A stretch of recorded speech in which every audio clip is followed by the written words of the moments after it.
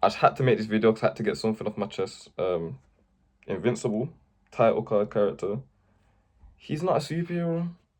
And if you've watched the show, you might kind of get where I'm going with this, but not really, because until I actually read the comics, I didn't have this thought process that I have now. But after finishing the whole Invincible comic, I've one of the compendiums here with me. After finishing the whole story, I came to the conclusion he's not a hero, but let me tell you guys why.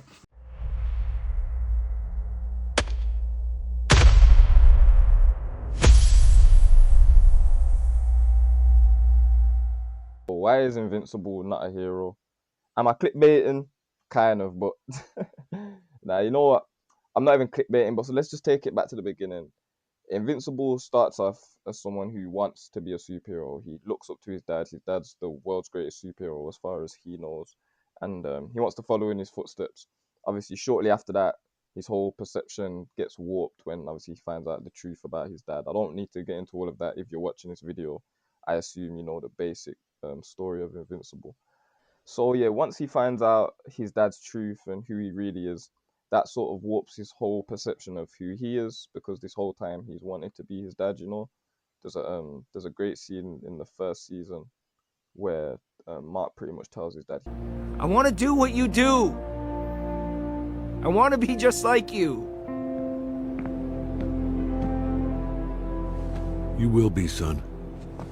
which in hindsight is, you get me, it takes on a different meaning. But so for the whole second arc of Mark's life, pretty much we focused on him trying to separate his identity from his dad's, trying to make sure he doesn't become his dad. You can't stop me.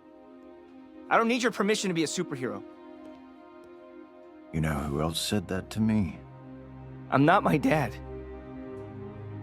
I'm not my dad. So now he's really out there trying to save people. He's putting forth his name to Cecil for Cecil to put him on missions and stuff. He wants to earn his reputation back in the eyes of the public after the fight with his dad. And he's fully devoted to the superhero life. I'd say at this point, Invincible's in his full-blown superhero era. You get what I'm saying? Now let's go to the Angstrom Levy fight. The Angstrom Levy fight changes Mark because it's the first time he thinks he's really murdered someone. I don't know how he didn't kill Angstrom Levy. Absolutely fucking brutalized him. But either way, Angstrom survived, but that still affected Mark. He felt like he killed for the first time. He felt like he lost control for the first time, and I feel like at that moment he started to see the potential of him actually becoming his father. This is obviously before the Invincible War and all that stuff, and he actually starts to understand how bad he is in all these other universes. But I feel like that moment was a really definitive moment for Mark, as in he actually saw that he has it in him to reach that point. The things I can do. It's too much. I can't do it. I have to get better. I have to learn how to control myself. Now that leads us into the whole conflict with Mark and Cecil about Cecil working with the new Darkwing and DA Sinclair. And I can't lie, at this point, this is where Mark kind of started to lose me. Like, I understand his point at the end of the day, but Mark just sometimes he feels like he knows it all, and he's trying to tell Cecil how to run this country like Cecil hasn't been running it for the past how many years, and he's been doing a perfectly good job.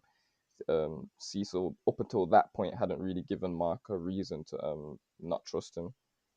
Obviously, after that, we find out there was reasons. Cecil had the implant in his ear, and he ended up keeping Conquest alive. And so Cecil's not the best guy, especially in the comics. In the comics, I think Cecil's kind of a prick, to be honest. But in the show, he's more understandable, and so that starts the rift between Cecil and Mark. But it also starts to show like Mark's hypocrisy because later on we see him do some things that are a lot worse than Cecil working with Darkwing and DA Sinclair. The next point that I want to make, which I think is a major point, and this is something that show viewers would have seen, the Invincible War. Obviously, Eve gets hurt; she's in the hospital, whatever. Mark's there, sitting beside her, and Cecil calls Mark out to join the fight. There's wars going on. It's a bunch of yous out there. Um, my heroes are pretty much up to their capacity with what they can deal with. Get back out there, and Mark just flat out tells him no. Mark, Oliver's out there. Your mother is out there. I said no! Even Cecil even mentions the fact that Oliver's out there. He still doesn't care. Doesn't care that his own brother's out there. He's just focused on Eve. And I understand this is his girlfriend. He wants to be there for her, but at the end of the day, you chose this job. You know your duty, and especially when the reason all of this is going on kind of falls on your shoulders, as does a lot of the like global catastrophes in the Invincible universe. A lot of times they fall on Invincible's shoulders. I feel like he should have, he definitely should have answered that call. He definitely should have went out there. Him, him choosing to stay, to me, showed a big character flaw in Mark. Now let's get into the real like meat and potatoes, the real nitty gritty of this point that I'm making, the Dinosaurus plot. To be honest, I can't wait to see how that plays out on screen. And obviously, spoiler warnings for the comics, but Mark has the epiphany that being a superhero, you know, in the traditional sense of wearing a costume, going out, fighting bad guys, he has the epiphany that that's not really doing anything. It's just kind of for show. It's theatrics. It's, you know, it looks cool. You go out there, you beat the bad guy, another bad guy pops back up, rinse and repeat. I get his point, and basically he was making the argument that he needs to start doing stuff that actually matters. You know, stuff that can actually help the world, stuff that can help the environment, help populations, all that kind of stuff, all that universal thinking, basically. And he just so happens to come back across Dinosaurus. So Dinosaurus breaks out of his prison and heads to Vegas, where Mark gets called to go deal with it. Mark arrives, and long story short, Dinosaurus absolutely obliterates Vegas. Like the whole city, kills everybody, turns the whole city into glass. It's crazy, but Dinosaurus has his messed up intellectual theories behind why he does these things. You know, less population, more jobs, more resources. You know, that whole Thanos, half of the universe type argument. So Dinosaurus has his reasons or whatever. The explosion happens. Once again, Mark is there. So Mark gets a lot of the heat for it, as usual. And if you can't tell, I'm just winging this, and you know, I ain't got no script. I'm not even reading the book as I'm doing it. You know, I just had this on my mind, and I just thought, you know what, I wasn't even gonna start my YouTube today, but let's just get it started. So after the explosion, Mark visits the scene with Cecil like a while later, and he sees that a lot of the stuff that Dinosaurus said is actually true. They're building solar panels on the glass.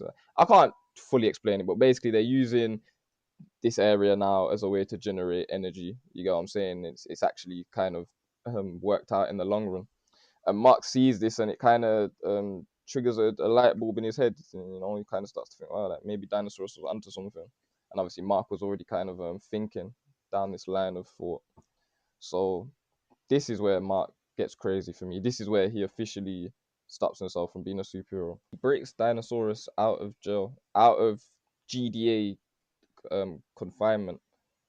He he breaks him out. He breaks into the Pentagon and breaks out Dinosaurus, which is crazy. Like he knows the type of stuff this guy is capable of, you know, but in his head he thinks that he can guide him, he can stop him from doing things the wrong way, he can help him do things the right way, which goes back to another a strong character flaw in Mark. But once again, I'm not saying this as a negative. I like my characters layered. I don't like want it just a generic Superman or whatever, you know what I'm saying. But this to me is Mark's maybe biggest flaw, is that he thinks he's right all the time. Do you know what I'm saying? He has a lot of self confidence, and sometimes too much, to where it comes across as like arrogance. You know what I'm saying? He demonstrated it with Cecil multiple times, and he demonstrates it here by believing that he can be the one to change Dinosaurus essentially. And things go well at first. He's actually right for a period of time. He helps Dinosaurus. They both do good things for the planet. It's not really, it's either I can't remember, or it's not really specified like what they do really. Kind of gets brushed over, but they do good things for the planet in a short period of time that they're working together. And then it all goes tits up. I'm not going to get too much into that because it's a lot of spoilers for the comic and stuff. But Mark is out of action for a while. Yeah, Mark's out of action for a while. Comic readers know what I'm on about. Even probably some show watchers know what I'm on about, because I got a lot of stuff spoiled for me before I read the comics. But so yeah, he's out of action for a while, and that leads to Dinosaurus having time to put his own plans into action again, which obviously is never a good thing. So basically, Mark gets back in action and pretty much realizes that he has to go check up on Dinosaurus because he hasn't heard from him in a while, and he knows that when he's left to his own devices, shit can get scary. So Mark pulls up on him and basically catches him in action, ready to do some crazy shit. And if I can remember correctly, he leads Mark astray by basically telling him that his plan is to do something in LA, which is, I believe, it's like a small earthquake. But really, that's just a distraction. Really, his main plan is in Greenland, and he basically is planning to like melt the ice, cause these crazy tsunamis, wipe out a bunch of people, lower the population, whatever. These global idealistic plans that really and truly, when you break them down, don't really make a lot of sense. So Mark, you know, does what Mark does. He tries to stop him. I'm not saying Mark's a villain, nowhere near the thing. I wouldn't even call him an anti-hero. I would just say he's not a superhero. Like, do you get what I'm saying? Like, in the traditional sense. So yeah, Mark ends up stopping Dinosaurus at this point. He realizes he fucked up. But at this point, Mark is low-key responsible for millions of deaths. Like, and this isn't like before where like, yeah, you're fighting Omni-Man or you're fighting Conquest and like bystanders are getting killed in the destruction and stuff. You can't really do anything about that, even though you kind of can. You can try and avoid certain areas, but when you're getting thrown about by a conquest, can't really put that on you. You get me? But in terms of this, bro, if Mark didn't free Dinosaurus, bro, Dinosaurus would have still been locked up in prison. There would be millions of people still alive. Do you get what I'm saying? Because the way how the GDA had him in confinement, they basically had him in a confinement to where he was never gonna turn back into his Dinosaurus form. It's like if he was kept comfortable enough, he wouldn't switch basically, and like the GDA had him in there, like video game console, bunch of stuff to keep him occupied.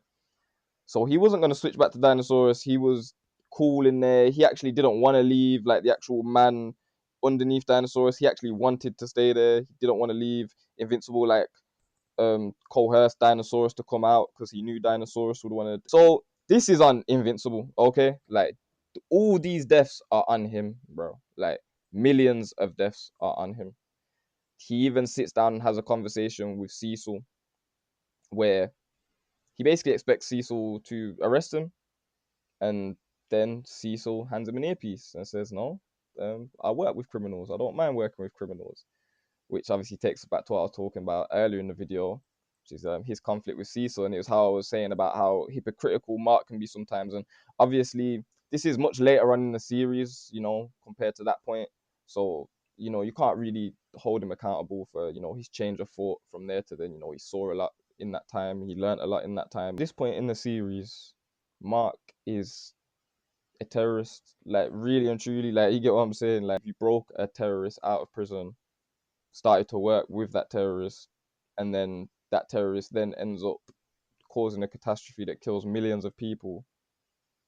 It doesn't matter if you then kill that terrorist. You you're still accountable for a lot of that. Do you get what I'm saying? And that's basically the boat that Mark's in when we leave him at the end of this storyline. It's that bad that for the last portion of the story, even at this point, I'm pretty sure Mark is not even invincible anymore. Like, Bulletproof is invincible. It's Earth's invincible. If you want to know about someone who's really not a superhero, we can talk about Bulletproof.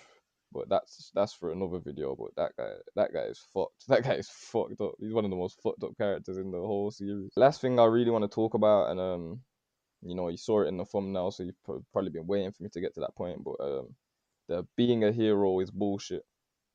That's one of my favorite parts of the series because it stamps the thoughts that I've been having, like, reading up until that point. And it's definitely, like, to me anyway, that's what the Robert Kirkman, the writer, that's what he's trying to portray. He's trying to portray that the whole gist of Invincible is that when you start reading it, or even the show, when you start watching the first episode, you're under the impression that this is going to be just another generic superhero story, and then you get the shock of Omni-Man, and wants you to know that this is not traditional superhero. You know, it's got all the traditional superhero tropes and stylistically and the design and all that stuff, but it's not that. Do you get what I'm saying? So, and I feel like that was his point with Mark as well, specifically, not just the series itself, but Mark specifically as a character, as a superhero.